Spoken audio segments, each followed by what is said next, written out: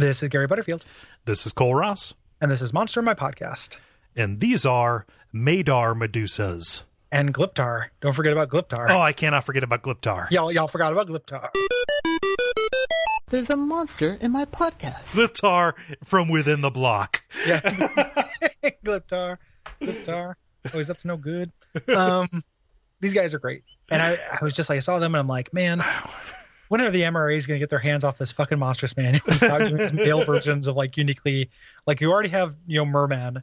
Right. Why do we get male Medusas? But then they turn out to be awesome. Yeah. Like it's a reverse Medusa, which is cool in a different way than a reverse mermaid.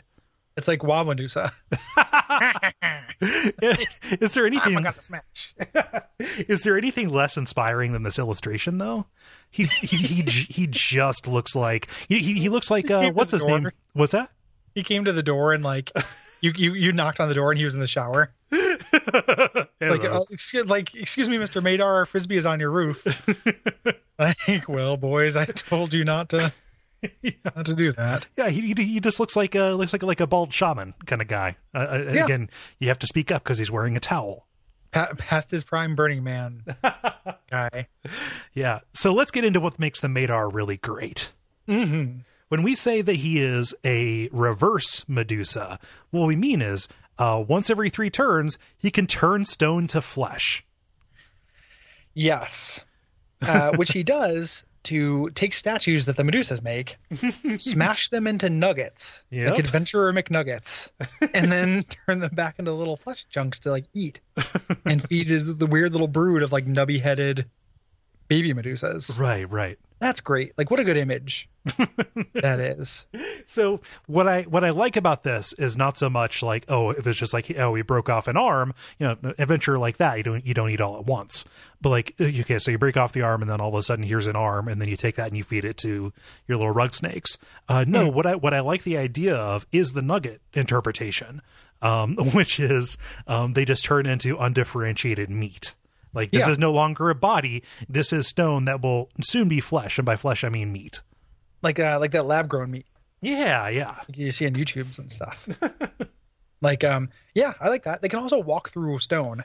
Right. Which I love. Yeah. They have to pray for a second. Like, they meditate for a second and then can walk through stone. So these guys can, like, come up from the ground, grab your ankle, hold you in place while they're like, awesome, coven of Medusa brides, get all up in your face and start, I don't know, trying to get you to open your eyes, like trying to distract you with cool PSVR games and shit. I don't know. Trying to get you to open your eyes, or just like peel your eyes. Are open. You positing that the Sony booth at E3 was manned by Medusa booth babes? Yeah, Medusa babes, and Maedar. Yeah.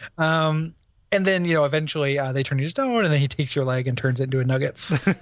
Like way into it. Also, they give you instructions for how to telefrag it. Yeah.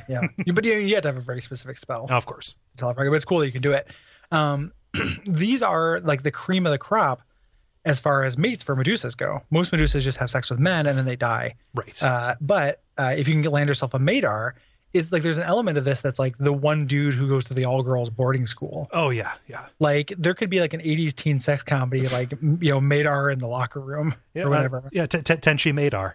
Yeah, Tenchi Maedar. Maedar 1/2. And, like, it's just, what would it be like to be this Maedar where you're just, like, fucking knee-deep in pussy?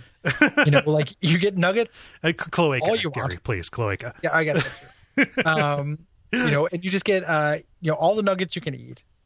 It's just like amazing. Like if this is, at the end of this, when we finally finish the Monstrous Manual, it might be worth like saying like, okay, like if you're going to be one monster, which one would you be? And I think there's a very strong argument for the Maedar. There really is, because there doesn't seem to be much downside. You're lawful evil, which means that, you're going to be pretty smart. You're going to work within a system. The intelligence, it's very, very intelligent. So yeah, like, yeah. You're intelligent enough not to get tricked, but not so intelligent that you're going to be like crazy and angry all the time. Yeah. And you just like, I mean, you're evil, but I don't think you have very much reason to be sad. No, like they're naturally reclusive, so just stay away and like you're monogamous, like you just hang out, you just Netflix and chill. Yeah, you have your Medusa wife, again, and just like if that doesn't work out, man, like if you decide like you're monogamous, but maybe your Medusa mate is not. You know, like you just move on because you are literally the catch. You know, you're it's like a woman in Alaska. Yeah. You know, and then so you get to do that. You get to, and let's say you get bored of that. Like you're a Maedar, and like literal endless cloaca and salad bar somehow ceases to hold pleasure for you. Yeah. What can you do, Cole? Well, Gary, you can decide if you know, hey, you know, my ticket's about to be punched. You can transfer your life force into rocks. Okay. Yes. Which in my mind just had him just kind of like, all right, well, my home planet needs me. And then you sink into the ground, just down into it until you eventually run into a chip of feldspar and then boom, instant soul gem. Yep, and that's your soul gem. You are now a Gliptar. Now, there's one little drawback to this, which is most of the time they eventually the Maedar goes mad. It's just one sentence. Yep. But I think that the implied thing is that you're like underground for a long time. You don't just arrange this with your like, you know, your wife or whatever, your Medusa wife. Yeah. So you're like, honey, like, listen, you know, our marriage has gotten stale. I'm going to go Gliptar. I'm going to need you to dig me up, and then you can put me in the pummel of anything you want. Yes. Like, or I can be your sentient sword, baby. Build a statue of me. I will be your rock hard Maedar man all day long. Yeah, build a statue of me, but me with like 2 dicks. And I will animate it, baby. Like, I will move and shake it the way you want me to. Yeah, like oh man, I will be your feldspar figure. Put your little hand in mine. And then if you need me to be a sword, if you need me to animate like a door, I'm a fucking materia. Put me where I need to go. Put me where you want me. I'm a materia in a bottle, baby. Rub me the right way. Yeah, right there. Okay. Brought to you by our backers at patreon.com/duckfeed.tv.